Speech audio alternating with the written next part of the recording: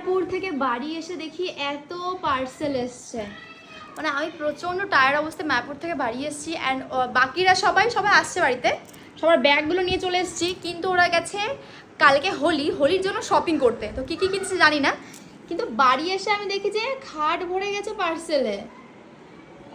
মানে এখন কোনটায় কি এসছে। গাইস, মায়াপুর যাওয়ার জন্য গুপিড্রেস অর্ডার করেছিলাম, এখন এসছে এই একটা বাহ। এবার এগুলো কী করবো এগুলো বলো। অবশ্য কদিন পরে আরেকবার যাওয়ার ইচ্ছা রয়েছে আমাদের, যাই না হবে কি না, কারণ এবারটা খুব ভালো করে আমরা ঘুরতে পাইনি।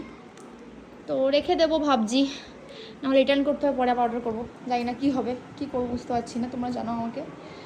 বাকি এত পার্সেল এখন আনবক্সিং করবো, সবার ট্রলিগুলো এজে রয়েছে।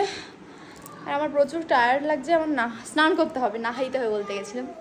তো হ্যাঁ, গিজারটা অন করে রাখি, কিছুক্ষণ পরে স্নান করে নেব। চলো বাইরের দিকে যাই।